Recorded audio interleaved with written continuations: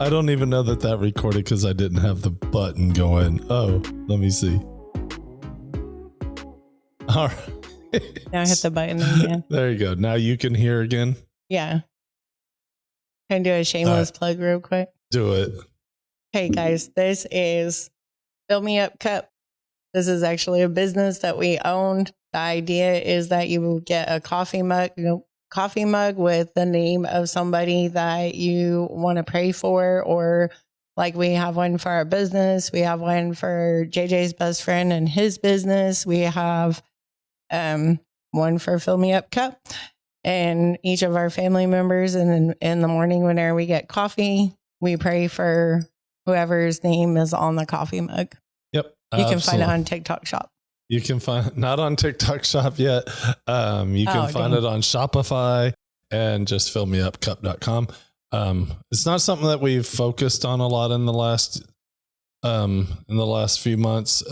We launched January 1st, actually. New Year's Eve was when we launched, but life kind of took over and we haven't been able to focus on it the way that we truly need to. But shameless plug. Check it out and flood us, and I'll happily get you cups made. All right. So we were methotrexate toxicity is. Sorry, I didn't mean to cut you off. Yeah. So I was going to say we were talking about methotrexate toxicity. Right. So we were sitting at dinner, or we were preparing to sit at dinner, and Alina, our at the time 14. Yeah. Yeah. 14-year-old daughter. She's 16 and driving now, guys. But she hollers from the other room, from the dining room, and she's like, Dad, Jailex isn't doing right. I was like, what do you mean he's not doing right?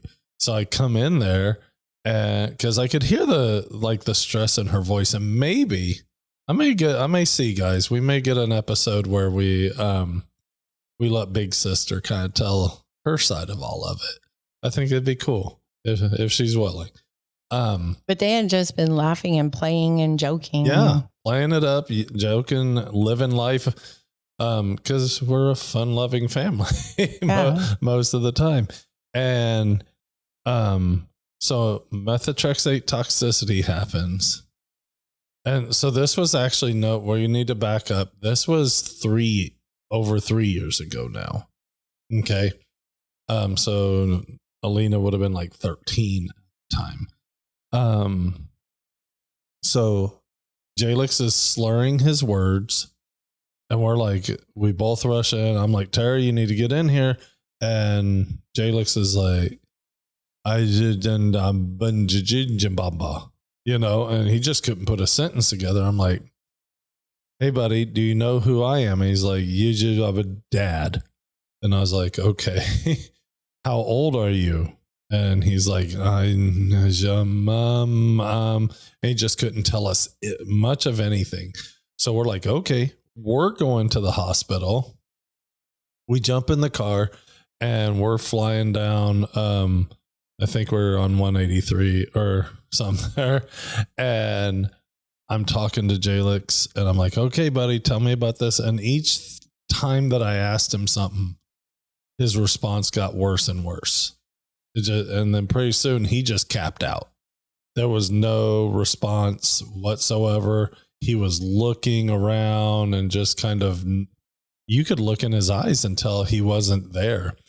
We get to the hospital and the doctors, the ER doctor, they pull him in because when you're a hematology oncology patient, and there's some others that do it as well, but hemo kids go in the back door of an ER. We skip the ER. Yeah, we kind of skip the ER. It's germy and gross. We don't go. Yep. So we get in there, and this is 10 o'clock at night, 9 o'clock maybe, I guess. Yeah.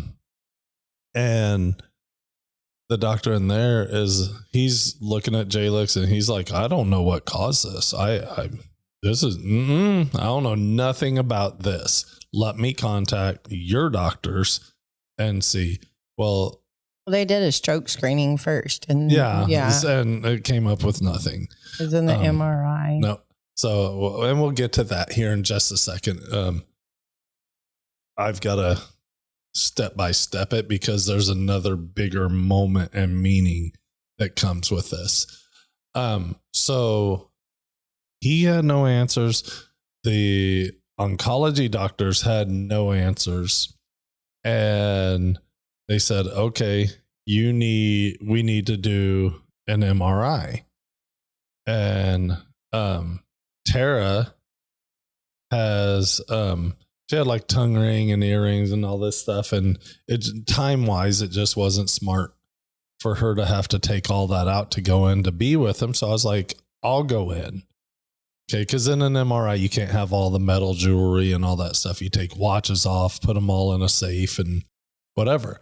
So I'm in there. My son is laying on this table, and all I could do was look for the rise and fall of his chest to know that he was alive.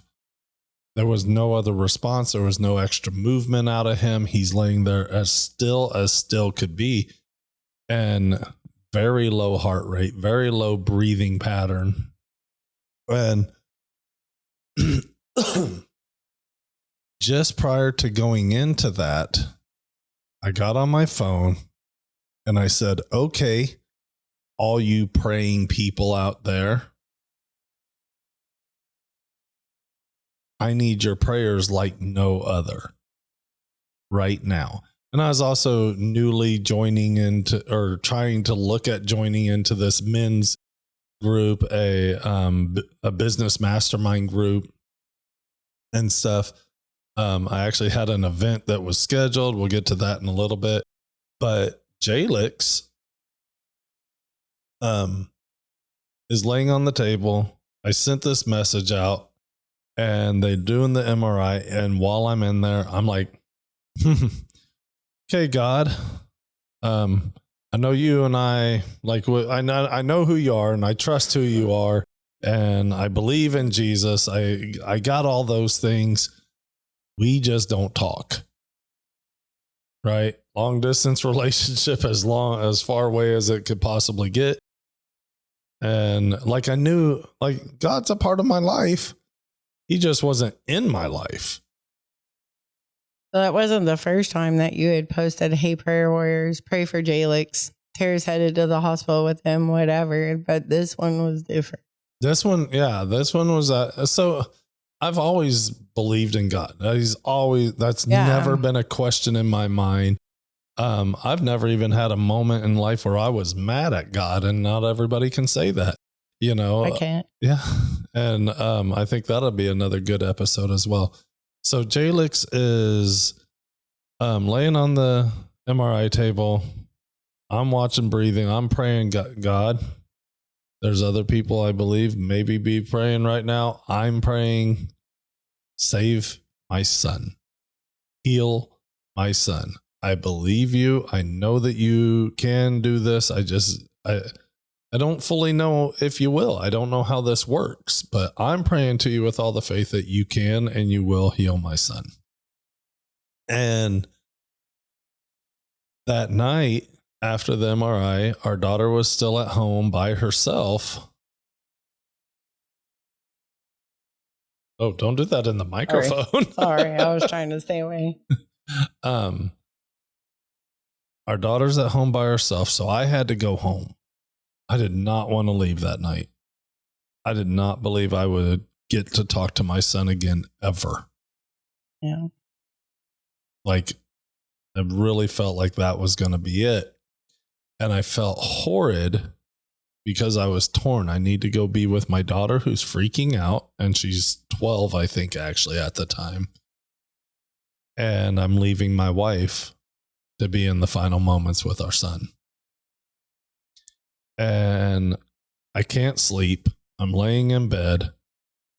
2:00 in the morning, the phone rings, and it's Tara. I see it on the screen. I'm like, I'm not answering that. No, I know what's going to be said on the other end of that phone. But it's my wife. So I answered the phone. And clear as a bell, bright as the day, Jailex says, "Hi, Daddy." And I'm like, oh, what? Bro, I broke. I'm like, "Hey, buddy, what are you doing? Like, what? I'm so dumbfounded. 2:00 in the morning. I haven't slept. And I'm like, "Tara, what is happening?" She's like, "He's awake. He's awake." And I was like, "Oh my gosh, this is crazy." So I think probably 5:30 in the morning, I went to the hospital. I was there as soon as absolute possible. And Tara said, she told me the story about the doctor said, well, when he wakes up, you need to get him up and you need to get him walking and you need to like get him moving as soon as possible. So Tara told me how she got him up and she's walking down the hallway and the nurse is like, doctor, get out here. And the doctor is, I think he's like an African guy or something. He comes out and he's like, Miss, what is it that you are doing? Why are you doing this? And he was just so dumbfounded. And she's like, you said he needed to walk as soon as possible. And he's like, yes, but he should not have woken up for at least 6 weeks. And he should not walk for at least 8 weeks. Like if he woke up, they were dumbfounded. So to explain a little bit what methotrexate toxicity is. So methotrexate is a chemotherapy. It is a terrible chemotherapy. It has been being used for chemo in adults and children for 75 years. This stuff is made from mustard gas. It is terrible and it is extremely easy to overdose. And overdose is not good. Jailex had been having methotrexate shot into his spinal fluid through a spinal tap for years. First every few days, then once a week, then once every couple of weeks, then once a month. And at this time, he had been doing it every couple of days for weeks. Yep. And they had told us, hey, I think that he's got methotrexate toxicity. This is the pathway that's showing in his brain. There's this cough syrup. So hold on, because they said, I think. Yeah, they never once said this is what is happening. Right. Because through the most of it, in the beginning especially, they're like, we don't know what's going on. We don't know what's going on. Yeah. Then at a point where I think they really felt like they needed to give it a name. Yeah, well, and they had to try something. So there's this cough syrup, and it's got one ingredient in it that's only in this one cough syrup. And they said sometimes it can work for some kids. We want to try it. So I said, okay, we can try it. And literally, as the nurse came in to give Jailex the cough syrup, he started speaking. Yep. And that's whenever we called Daddy. So also backing up my Facebook post, for whatever reason, guys, there's thousands of people that have followed me on Facebook for dog training stuff. That prayer community blasted so heavily. I spoke about the mastermind that I was looking at joining. I was in a group chat on Voxer with that, and Nicholas barely kind of led the charge, and he's like, guys, we need to pray for JJ and his son. This is what's going on. You hadn't even been to a meeting I hadn't even been to a meeting, just been on a couple of video calls at this point and been in the group chat for a couple of months, whatever, and getting ready to go to the first event. Well, Jailex got sick. I'm like, supposed to leave in 2 days, and I'm okay, I guess I'm not doing that. And then Jailex woke up. Doctor said, we believe it's methotrexate toxicity. They were blown away that he was awake and walking within 4 hours. Yeah, they said that most kids don't show any improvement for at least 2 weeks. Minimum. Yeah. Minimum. And not walking until like 6 weeks and not really coherent until like 8 weeks. Yeah. And so the very next morning, after a night of prayer, 4 hours later, Jailex woke up. He was up and walking. That next morning, he was discharged. Yeah. Discharged for something that he shouldn't have even woken up from for weeks and done anything for months. And I was like, I was a pretty shell of a person following all of that. I wasn't sure where I was in life. I wasn't sure what I was dealing. I wasn't sure how to address anything. No. I was really blown away and trying to be me. And keep in mind, I had no idea about this moment in the MRI. Yeah. I had no idea. Yeah, not at that time. She had no earthly idea. So I barely knew about the Facebook post, and that's because my mother was blowing up my phone. What's going on? What's going on? Yeah. So he gets discharged that next day, and this is part of my testimony side of things. Okay, so I'm gonna jump into it. I'll try to be concise as possible and get the words in, but do I get one interjection? When the moment's right. I know what you want to say. So I'm like, well, Jailex is fine. Like, look, he's perfect. There's no issues. That was I don't know. Like, that was a fluke. It was a God thing. I don't know. But I've paid $5,000 to go to this event. I'm going to go to this event.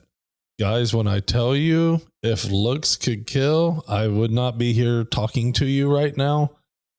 Tara was livid. That I was going to go to this. Literally livid. And I just felt so drawn that I was supposed to go to this. And I really weighed it out. I was like, am I being greedy? Am I being selfish? And in my mind, you were just being a selfish jerk. Sure. Yeah. But for me, like I went back and forth on this. I'm like, this is where talking about your emotions with your wife comes in really handy. Yeah. Had we done this, we had a conversation. Yeah. Yeah. Had we done this earlier, had the conversations earlier in life, but I went ahead and Tara dropped me off at the airport in DFW. And I was like, okay, I'm supposed, like, not God said you're supposed to go to this mastermind. It was just really strong on me that I was supposed to go to the mastermind, that it was something I should do. I could do, and whatever, like, God opened the door, right? And look at Jailex, whatever. So I went, and she drops me off at the airport. And at this time,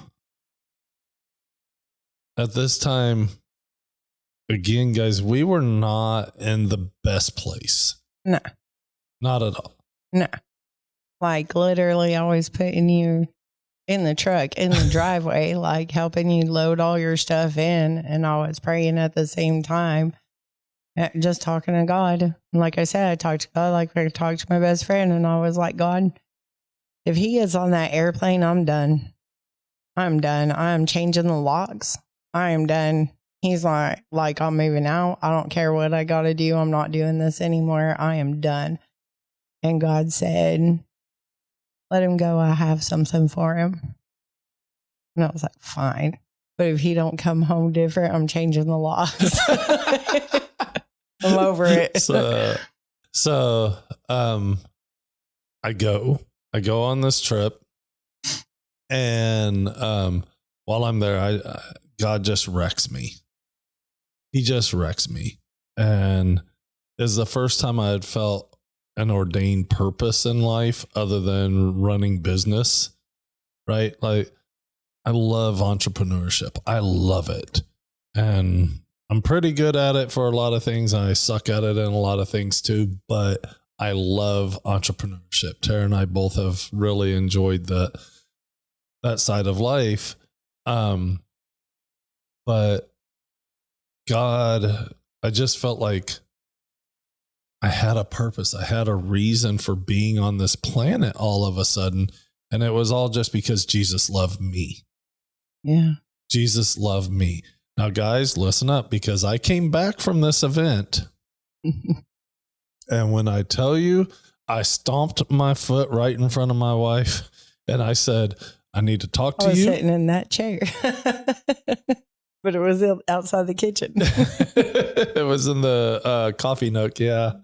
And I was like, I need to talk to you.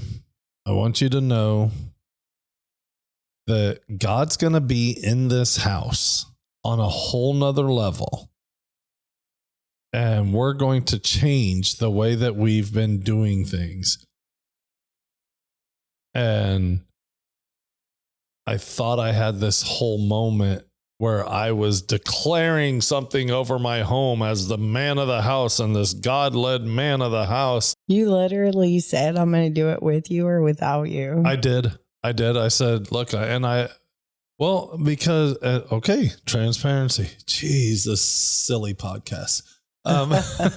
So I was ready to leave. She was ready to kick me out, or she was ready to leave herself, whichever way, right? We were just really wrapping up over a decade of life together, and like, all right, fun 10 years, not, see ya. And that's kind of where we were. So yeah. I wanted her to know that I'm not making these changes to save my marriage. I'm making these changes because God moves. No, that was just like the biggest thing. And it was super important for me to know that. So it's been a big thing for us going through all of that. And that was in the fire, guys, in the middle of the storm. Yeah. You know, like that was it. So I came out of that and I was like, thank you, God, for saving my son. Thank you, God, for coming into my heart. And that was such a big deal. And that was, God used my son and a very scary moment to soften my heart, to prepare me to go to this event so that I could come back and change my home. Yeah. Without any doubt in my mind. Because, and again, I preached on this just the other day. I don't hold any of this back. I really haven't through this whole process over the last few years, that I was not the pillar in my home. I was not a God-centered pillar in my home. And not that Tara was doing it all right, but Tara kept God in some fashion. Even her silly Joyce Meyer videos every single morning while doing her makeup, or, her praise and worship music while she's in the shower. And I'm like, that stuff is just ringing through the house. I'm trying to sleep, whatever. And that was just it. That's almost really what she did. And she would say, she would sing bedtime songs that were mostly kids Jesus songs to the kids. And then she would say prayers every night. So those three things were really how much God stayed in our house for the most part, outwardly, right? I'm sure Tara had a whole lot of conversations with God, like, God, why did you had me marry this guy, and he was a super cool guy and extremely hot. But, yeah. But he's not living up to anything that he's supposed to be. I wish I had had those conversations with God. Really? Honestly. Yeah. Was that not? So I always imagined that you did. No, I really wish I would have. Yeah. Like, if I had known then, now, what I know now. Hindsight's 2020. Hindsight is 2020. I'm going to look at the scripture because I can never remember which one it is. Try not to hit your cord. Yeah. And then also like hold the Bible the right way, right? Right.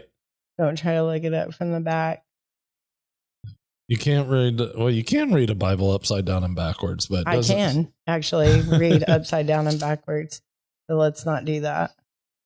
No. So in 1 Peter 3, is it 3:1, 3:3? Yeah, 3:1 through 6. Wives, likewise, be submissive to your own husbands, that even if some do not obey the word, they without a word may be won by the conduct of their wives. When they observe your chaste conduct accompanied by fear, do not let your adornment be merely outward, arranging hair, wearing gold, or putting on fine apparel. Rather, let it be hidden, the hidden person of the heart, with the incorruptible beauty of a gentle and quiet spirit, which is very precious in the sight of God. For in this manner, in former times, the holy women who trusted in God also adorned themselves, being submissive to their own husbands, as Sarah obeyed Abraham, calling him Lord, whose daughters you are if you do good and are not afraid with any terror. So there's a whole sermon on that. But if I had known 1 Peter 3 all those years ago, then my prayers would have been very different. And I think that God would have been able to move much quicker. And I believe that, right? So I think that, we talk about iron sharpens iron, but iron cannot be sharpened until it's been forged, and it's forged in fire. Yeah. Okay. And God doesn't get us over the fire or around the fire. He gets us through the fire, because that's the process in which we must take. Sure. But we had been going through hell for 10 years. But that, how long was Job afflicted? Yeah, for real. You know what I mean? Like we get so caught up on 10 years and 20 years and 100%. whatever. Like, bro, that's nothing. That's nothing, because it's all about the end result, the end goal that God has in place for us, and the Noah hope. built an ark for 100 years. Literally. Yeah. And there was zero reason for him to believe there was going to be a need for that boat. Every day for 100 years, he's building a boat. Like, God, I hope it really rains. Yeah. And that's what I'm saying. Like, my prayers would have been very different if I had understood 1 Peter 3. Yeah, absolutely. If I had understood how to pray for you, how to pray over you, my prayers would have been very different. But that's not how my prayers were. No. Like, yes. So can you share, like, what were you? what were your prayers? Definitely, like? I mean, like, God, definitely, yes, God.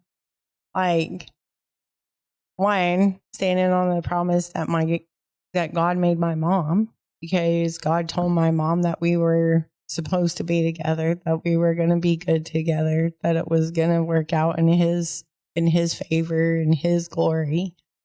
And so I'm like, every day, God, why did you think this is, like, what is happening here? You said that we were going to be good. We're not good.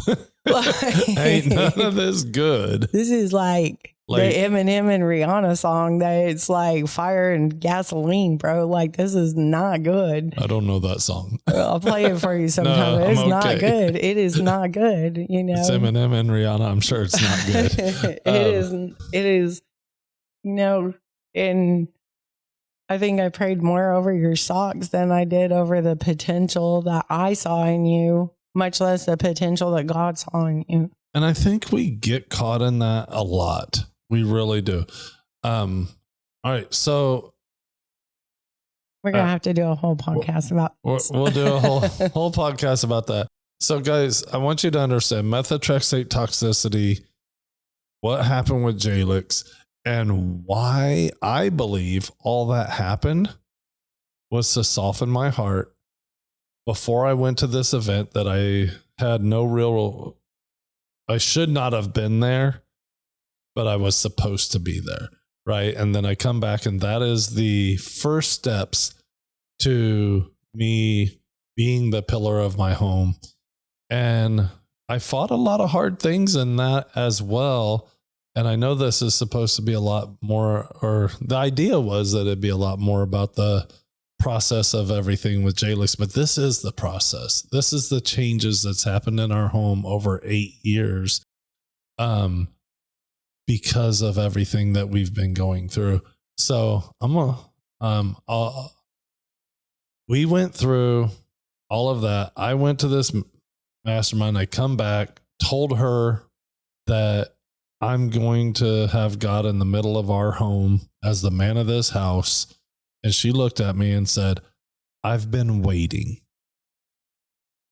Following that, I was like, this is going to be awesome. This is it, bro. We're like, I'm going to make these changes. She'll see all of the things. I will treat her so much better. She'll start treating me better. And what I really was met with was a lot of, I don't want to speak for you, but daddy issues. 100%.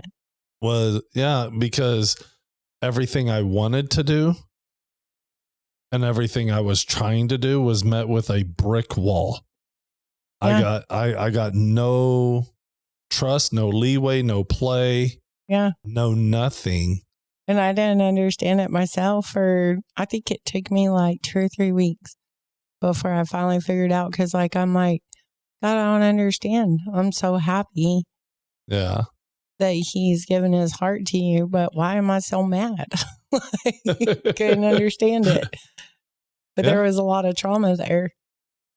Yeah, absolutely. So I kept like, baby, I'm making the changes. I'm doing the things. And at this point I was really, because I'm a results driven kind of person and whatever, I was doing a whole lot of see me make these changes. Tara, look at me making the changes. And she's like, yeah, my dad would do that. And I'm like, I'm not your dad. And to be clear, I've never once thought that you were like him. No, I never. And I don't call him dad, but. No, well, yeah, sure. But she, for the sake of this, we'll say dad. She's like, yeah, that's what my mom's ex-husband, that's what my sperm donor, whatever words we choose to say, but we want to honor our parents. Yeah. Okay. And that's a hard one. We'll have a whole nother podcast on that. But she held on to a whole lot of unforgiveness and animosity that put a brick wall in front of me for every single time I was trying to do something. Yeah. Every single time that I'm like, I'm taking the steps, Tara. Why can't you even see what I'm doing here? And now God's working on her to build her to understand that she's allowing past hurts and sins of her sins of the fathers and these strongholds that are over her life. And it's continuing to affect our marriage, even though I'm like, when I'm telling you I'm all in, when JJ goes all in, he goes all in. For real. Okay. I don't care what it is. I'm looking at parasailing motors and stuff right now. We're not. Oh, I told guys, stick around. There'll be a podcast for that. But like, it was so hard for me because I felt so heavy that I just wasn't being seen. I wasn't being heard. My actions meant nothing. Yeah. And to her, my actions meant nothing because all she's ever seen, what was modeled in front of her, men pay attention, what was modeled in front of her by her biological dad was affecting her and her husband and her children and her house 30 plus years later, almost 40 years later at this point, was affecting her house. What you do now as a man in front of your children and in front of others 100% sets a tone for what they will deal with for the rest of their life, or what they could potentially, if they do not learn how to break strongholds, get rid of demonic oppression, break word curses, break sins of the father. Like all these things had to happen. So to free up our family. So, I want to come back. We'll go ahead and wrap this episode number 2 up, and we'll come back and we're going to talk about this metal table is the worst for moving a coffee cup on. We were at the first CAR T cell failed. First CAR T cell failed, and we didn't even talk about Philadelphia and stuff like that in this. So that's where we're going. We'll talk about that when we come back. All right. We'll see y'all in episode 3.